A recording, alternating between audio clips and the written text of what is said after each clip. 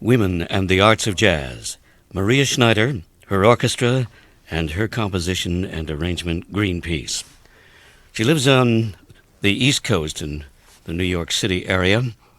She's a product of Windham, Minnesota, that small prairie town out there in Prairie Land.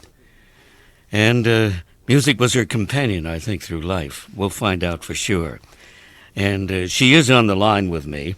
And what a privilege, because this weekend at the University of Minnesota on the campus in Minneapolis, the 4th annual Minnesota Invitational Jazz Festival has gotten underway. Pete Christlieb has been there, and tonight Diana Reeves, the University Jazz Singers, the University Jazz Ensemble 1.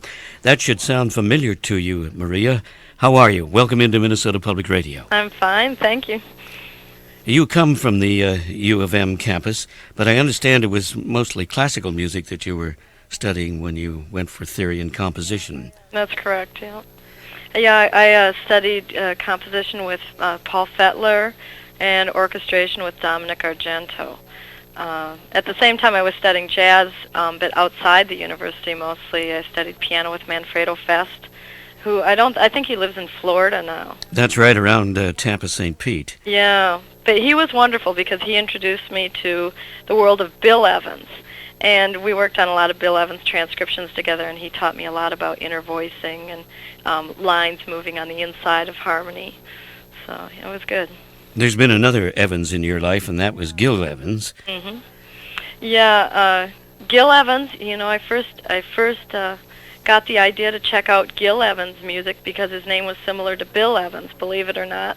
And that led you on. It led me on because when I discovered that music, that was the biggest thrill I think I ever remember feeling in being introduced to a new person's music. And just coloristically, all the things that were in there. And a lot of the similarities actually to Bill Evans in that the attention to inner line and the development, and then, of course, his collaborations with Miles Davis. And, Miles had such a beautiful sound to his horn, but then with Gil, the way he set that up, it was like a setting for a diamond or something. It was really, really beautiful. Especially in Sketches of Spain and works like that. Did you ever think you'd ever be able to work with Gil Evans? How did you meet him? Well, it was kind of funny. Actually, when I was at the University of Minnesota one day, I was sitting in my apartment, and I was listening to the Svengali album, and at the same time I was looking at his picture on the back of the Priestess album.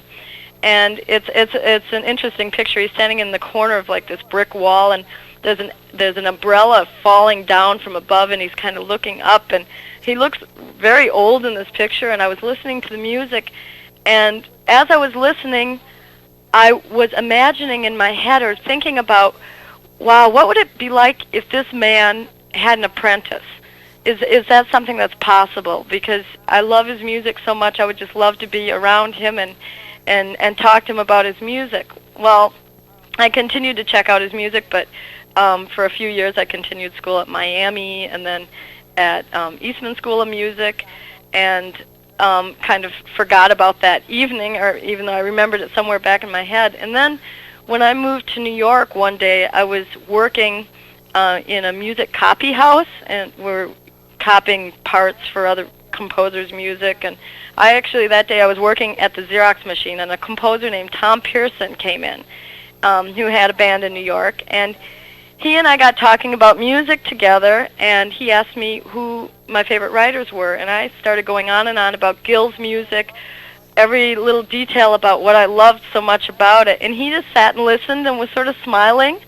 And that night I went home and got a call that he told me, I never told you that I'm a very close friend of Gil's, and I spoke to him about you and the way you feel about his music and the things that you seem to understand, and he wants to meet you and maybe work with you. And so that was the beginning, and it fell in my lap, and it was the most beautiful opportunity I think I've ever had. And you went on to do work with him on The Color of Money. Mm-hmm. And then that very unique artist, Sting. Yep. Yeah, Sting asked Gil to travel to the Umbria Jazz Festival in Perugia, and wanted Gil to do some orchestrations of his tunes, so I helped out and did a few of the orchestrations on police things, and it was a good, yeah, I think it was really a good concert, and I know Gil had a lot of fun doing it, and I'm sure it was a great experience for Sting, too, to work with Gil.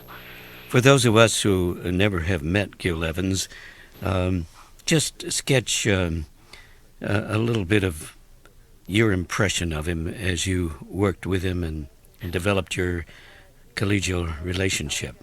He was an incredibly elegant man, very gentle.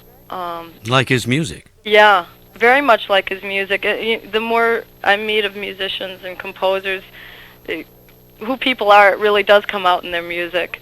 And he was very open-minded. That was one of the things that I think rubbed off on me most, is if I was judgmental about something right off the start, he would slow me down and say, well, Maria, sit back and listen to this, listen with a more open mind.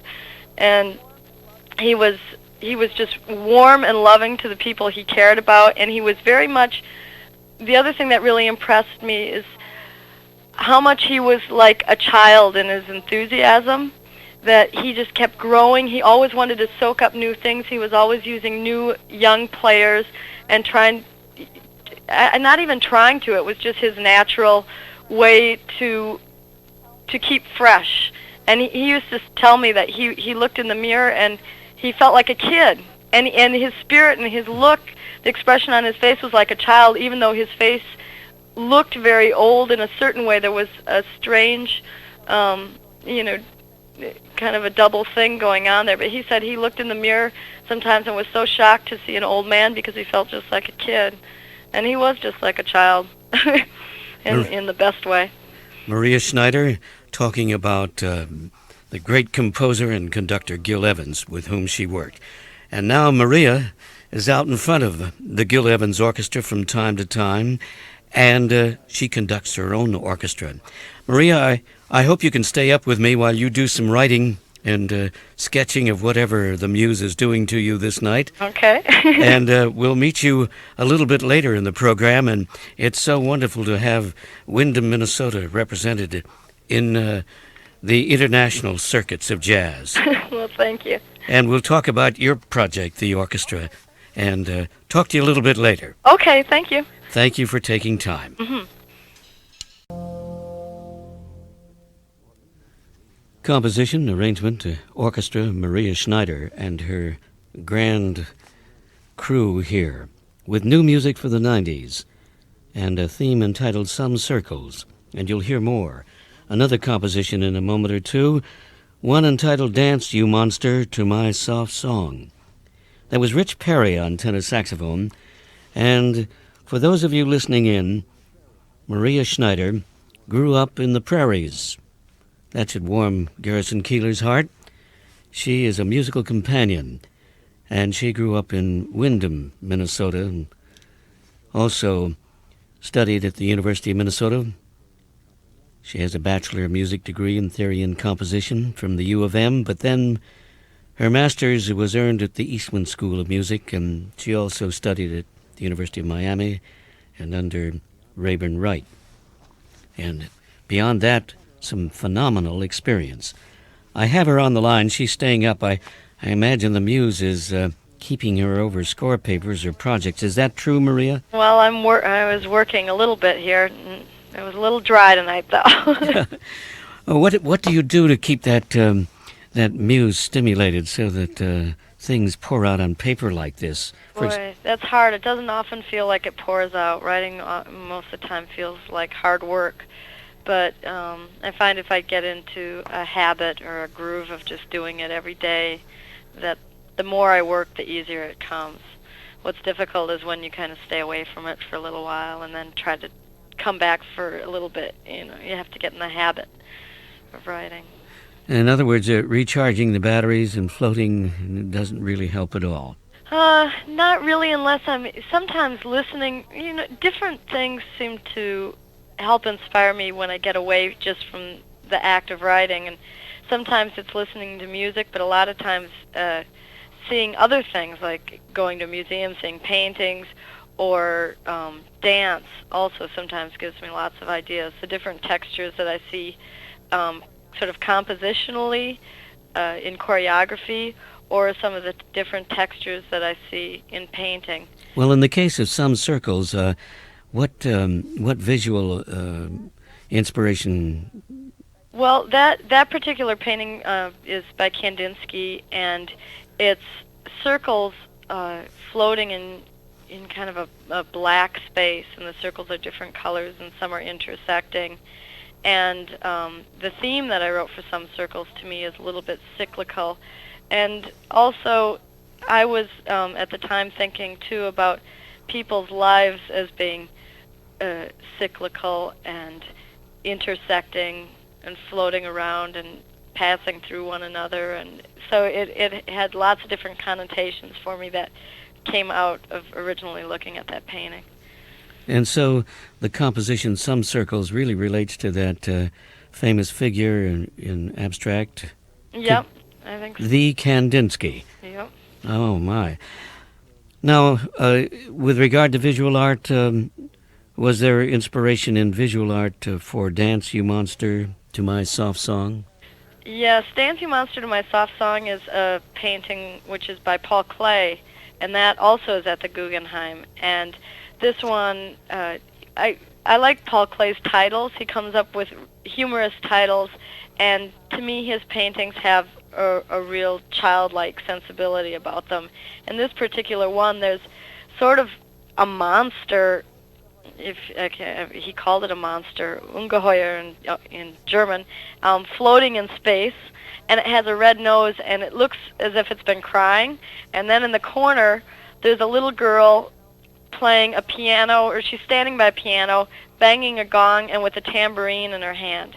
And her saying, "Dance you monster to my soft song," with her being so small, the monster being so huge, and her looking so powerful and the monster looking so submissive, I figured that this must be what her soft song must sound like, or possibly could sound like. Well, Maria Schneider, I know it's late in New York, and we hope you get back to Minnesota at least to get some other images in mind. Well, I'll try to soon.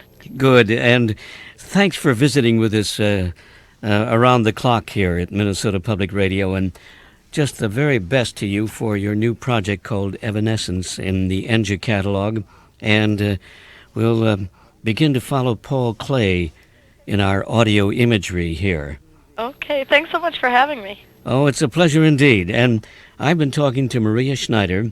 She conducts this grand jazz orchestra. It's her project, and it's called Evanescence, the collection of themes that she has written, and she has some of the most impressive of the young artists of today in her band. And you'll hear Ben Monder, the guitarist, and Tim Higgins on trumpet, flugelhorn.